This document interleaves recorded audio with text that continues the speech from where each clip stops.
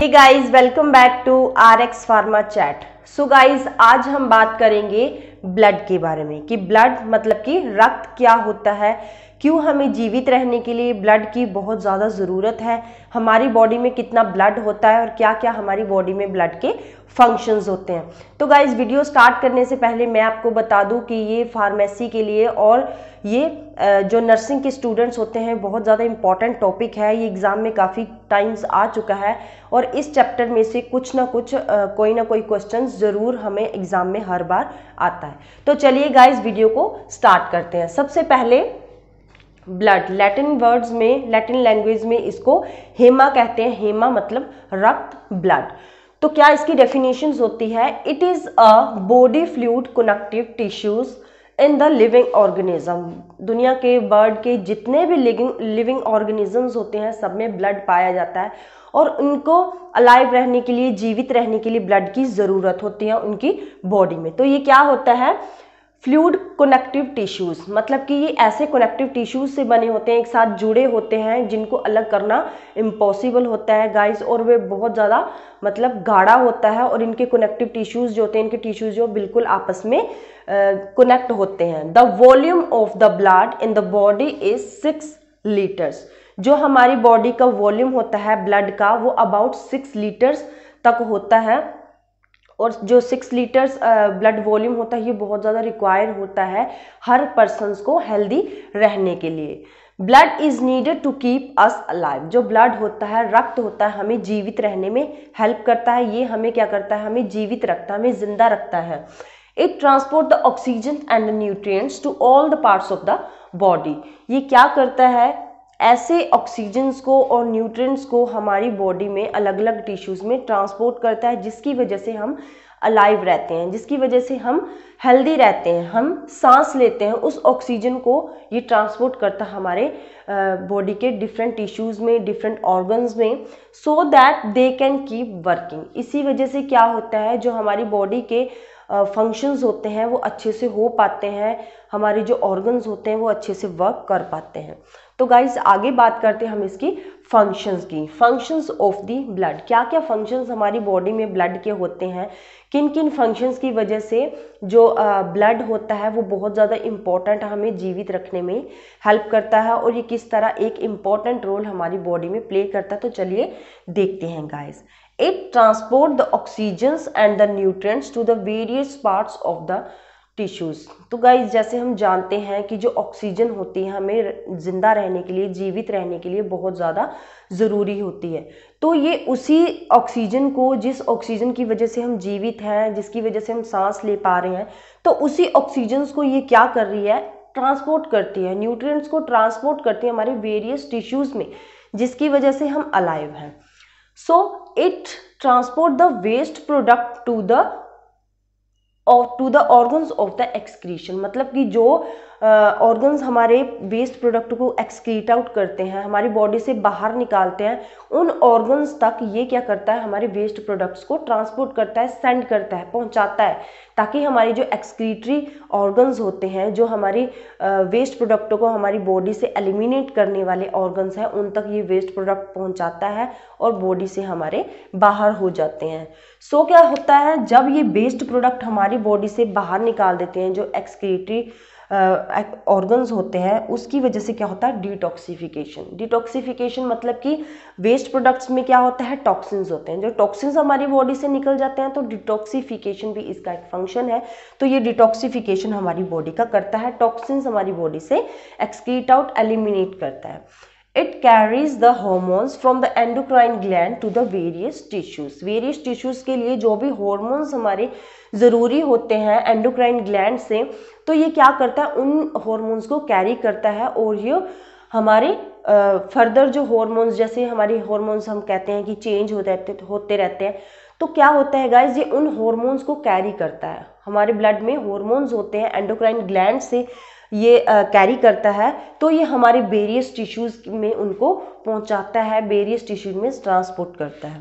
It redistribute the water from the one part two another part of the body. ये हमारे water को redistribute हमारी body में through out the body करता है। मतलब कि एक बार ये हमारी बॉडी, हमारी जो वाटर होता है जब हम पीते हैं तो क्या करते हैं, जब हम वाटर पीते हैं तो हमारी बॉडी में चला जाता है। तो जो हमारा ब्लड क्या करता है, अलग अलग बॉडी टिश्यूज में, अलग अलग बॉडी सेल्स में, पार्ट्स में, ऑर्गन्स में ये वाटर को डिस्ट्रीब्यूट कर देता है। एक बार डिस्ट्रीब्यूट करने के बाद ये रीडिस्ट्रीब्यूट करता है ताकि हमारी बॉडी में पानी की कमी नहीं होती है और हम अलाइव रहते हैं। So it contains the WBCs and antibodies which protect the body from the infections. तो ये WBCs मतलब कि वाइट ब्लड सेल्स, जो हमारा ब्लड होता है इसमें वाइट ब्लड सेल्स होते हैं, और एंटीबॉडीज होते हैं जो कि हमारी बॉडी को इन्फेक्शन से प्रोटेक्ट करता है। जो फॉरेन, कई बार हमारी क्या होता है, फॉरेन जो इन्फेक्शंस होते हैं फॉरेन पार्टिकल्स की वजह से हमारी बॉडी को हो जाते हैं। तो ये एंटीबॉडीज क्या करते हैं और WBCs क्या करते हैं, हमारी बॉडी को, हमारे ऑर्गन्स को फर्दर इन्फेक्शन से बचाते हैं जो कि फॉरेन पार्टिकल की वजह से होते हैं। तो ये हमें फर्दर इन्फेक्शन से बचाता है। It form the clotting of the blood. क्या करता है, जो ब्लड होता है हमारे ब्लड की क्लॉट फॉर्मेशन करने में हेल्प करता है। क्लॉट फॉर्मेशन मतलब कि खून के जमने में हेल्प करता है, जिससे क्या होता है, हेमरेज मतलब कि ब्लड लॉस से हमें ये बचाता है। फॉर एग्जाम्पल जैसे गाइस किसी पर्सन का एक्सीडेंट हो गया, तो वहाँ पे क्या हो गया, उसको बहुत ज़्यादा चोट लग गया, ब्लीडिंग हो रही है बहुत ज़्यादा, तो क्या करता है, ब्लड जो है वो थोड़े टाइम के बाद जमना शुरू हो जाता है, जिसकी वजह से क्या होता है, हेमरेज से हमें बचाता है, ब्लड लॉस से बचाता है। तो बहुत ज़्यादा ये ब्लड क्या होता है, जो ब्लड की क्लॉटिंग होती है, हमें ब्लड, फॉर एग्जांपल जैसे कि किसी को कट लग गया, तो क्या होता है, थोड़े टाइम के बाद ब्लीडिंग होती है, वहाँ पे थोड़े टाइम के बाद हमारा जो ब्लड होता है वो जमना शुरू हो जाता है, जिससे क्या होता है, हमें हेमरेज से, हमारे ब्लड लॉस से ये बचाता है। सपोर्टिंग वाटर इलेक्ट्रोलाइट बैलेंस, ये वाटर इलेक्ट्रोलाइट बैलेंस को मेंटेन करके रखता है। Maintain the acid base balance of the tissues, ये हमारे टिश्यूज की जो एसिड बेस बैलेंस होता है ये इसको मेंटेन करके रखता है। 7.4 इसका pH होता है गाइज, ये स्लाइटली अल्कलाइन होता है और इसमें बफर कंटेन्स होते हैं, इसलिए ये हमारे क्या करता है, मेंटेन करता है हमारे एसिड बेस बैलेंस को। It regulate the body temperature, अगर हमारी बॉडी में प्रॉपर जितना लेवल हमारे ब्लड का होना चाहिए उतना ब्लड हमारी बॉडी में है, तो ये हमारे टेम्परेचर को रेगुलेट करके रखता है। हमें वहाँ पे बार बार जैसे फीवर की शिकायत होती रहती है, जिन पर्सन्स को नींद कम आती है, तो ये हमें प्रॉब्लम से बचाता है। मतलब कि हमें हमारी बॉडी में हमारी बॉडी के ये बॉडी टेम्परेचर को क्या करता है, रेगुलेट करके रखता है। ट्रांसपोर्टेशंस ऑफ द गैसेज, ये हमारे गैसेज को क्या करता है, अलग अलग पार्ट्स में पहुंचाता है, अलग अलग ऑर्गन्स में पहुंचाता है, जिसकी वजह से हम सांस लेते हैं। फॉर एग्जांपल जैसे ऑक्सीजन की ट्रांसपोर्टेशन करता है, तो क्या करता है, ये अलग अलग जो गैसेज होते हैं हमारी अलग अलग टिश्यूज में, अलग अलग सेल्स में, ऑर्गन्स में ये ट्रांसपोर्ट करता है। Maintain the pH of the body, तो ये क्या करता है, हमारी बॉडी के pH को मेंटेन करके रखता है, क्योंकि ये स्लाइटली, मैंने जैसे आपको बताया कि बफर कंटेन करता है और इसका pH जो होता है स्लाइटली अल्कलाइन होता है 7.4, तो क्या होता है, ये हमारी बॉडी के pH को मेंटेन करके रखता है। मेंटेन द फ्लूइड वॉल्यूम, जो हमारी बॉडी का फ्लूइड होता है, बॉडी फ्लूइड होता है, तो इसके वॉल्यूम को ये मेंटेन करके रखता है, जिससे हमारी बॉडी में क्या होता है, फ्लूइड की कमी नहीं होने देता है। इम्यूनिटी बूस्टर, जो अगर हमारे बॉडी में ब्लड उतने लेवल में है जितने लेवल में हमें चाहिए होता है, तो क्या करता है गाइज, ये हमारी इम्यूनिटी को बूस्ट करता है। हमारी इम्यूनिटी को, मतलब कि बाहरी जो इन्फेक्शंस हमारी बॉडी को हो जाते हैं वो हमारी इम्यूनिटी को इंक्रीज कर देता है, जिसकी वजह से वो इन्फेक्शन हमारी बॉडी को ज़्यादा नुकसान नहीं करते हैं। Maintain the osmotic pressure in the blood vessels, blood vessels में जो ऑस्मोटिक प्रेशर होता है ये उसको मेंटेन करके रखते हैं। आगे हम बात करते हैं प्रॉपर्टीज ऑफ द ब्लड कैसा दिखता है, उसका टेस्ट कैसा होता है, क्या उसका pH होता है।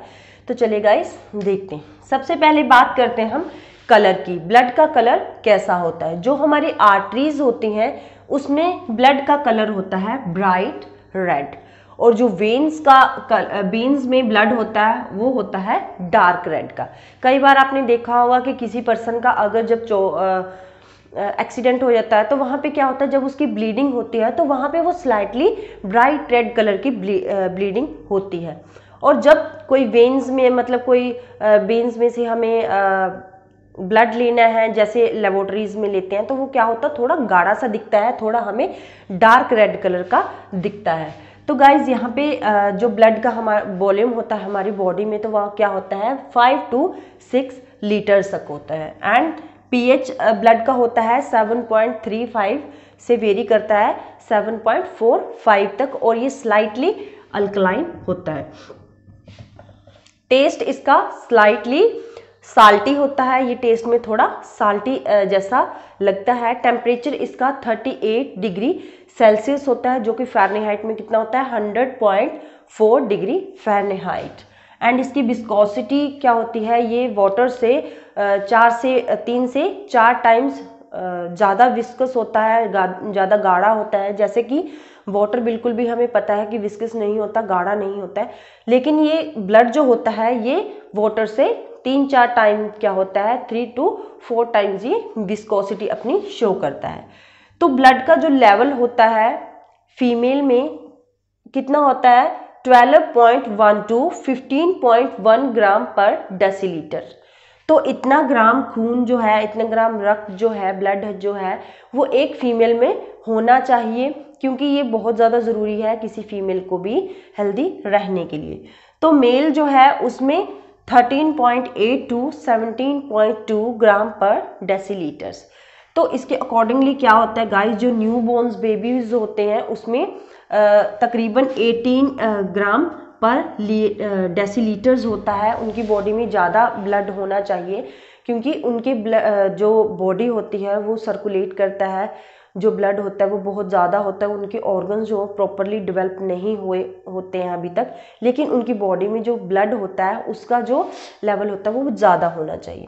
तो गाइस आगे हम बात करते हैं compositions of the blood. Blood में कौन कौन से पार्ट्स होते हैं, ब्लड में कौन कौन सी चीज़ें होती हैं जिससे ब्लड बनता है। तो जो हमारा ब्लड होता है इसमें 2 चीज़ें होती हैं, एक तो प्लाज्मा होता है और दूसरा होता है सेलुलर एलिमेंट्स। तो जो प्लाज्मा होता है ये 55% होता है, जो सेलुलर एलिमेंट्स होते हैं ये होते हैं 45%। अब सेलुलर एलिमेंट हमारे पास क्या होते हैं, आरबीसीज मतलब कि रेड ब्लड सेल्स, जिसको हम साइंटिफिकली एरिथ्रोसाइट्स कहते हैं। और सेकंड वन होता है हमारे पास डब्ल्यूबीसी वाइट ब्लड सेल्स, जिसको हम साइंटिफिकली ल्यूकोसाइट्स कहते हैं। और थर्ड वन होता है हमारे पास प्लेटलेट्स, जिसको हम थ्रोम्बोसाइट्स कहते हैं। तो गाइस आज हम प्लाज्मा करते हैं और ये जो सेलुलर एलिमेंट्स है ये हम नेक्स्ट वीडियो में करेंगे। सो गाइस अब हम बात करते हैं प्लाज्मा की। तो हमारे ब्लड में पहला एलिमेंट होता है प्लाज्मा और सेकंड होता है सेलुलर एलिमेंट। जो सेलुलर एलिमेंट है वो हम नेक्स्ट वीडियो में करेंगे गाइस। तो आज हम करते हैं प्लाज्मा क्या होता है। Plasma is the pale yellow coloured liquid.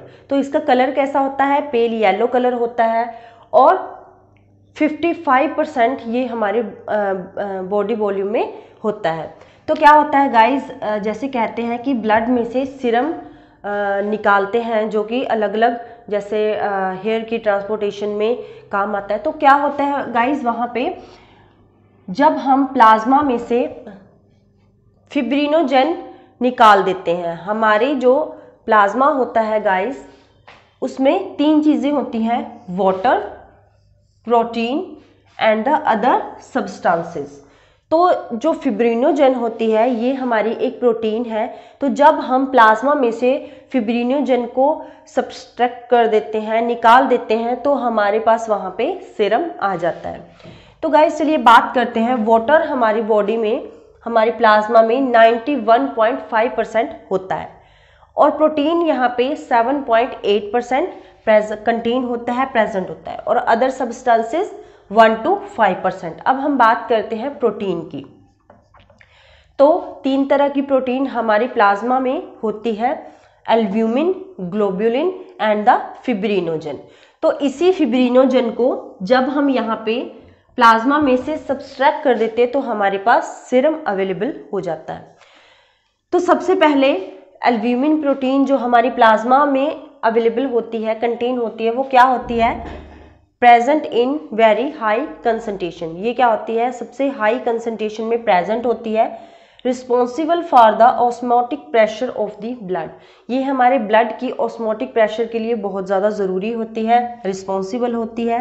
And synthesized in liver, ये हमारे लिवर में सिंथेसाइज्ड होती है।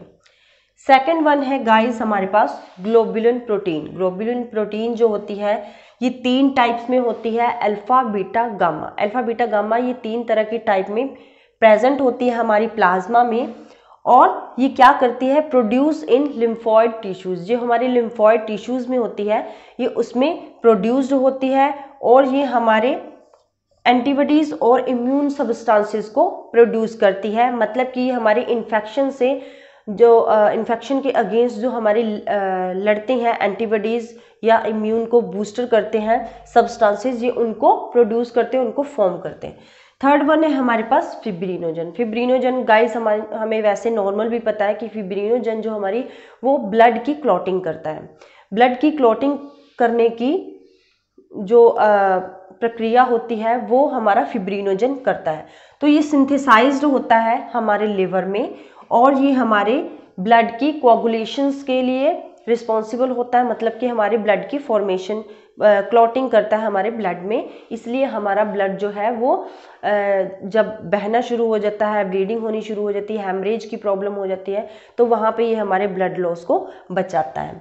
तो गाइस अब हम बात करते हैं अदर सब्सटेंसेस की। हमारे प्लाज्मा में थर्ड वन कौन कौन से सब्सटेंसेस होते हैं, और ये 1.5% में प्रेजेंट होते हैं। तो सबसे पहले यहाँ पे हमारे पास है इलेक्ट्रोलाइट्स।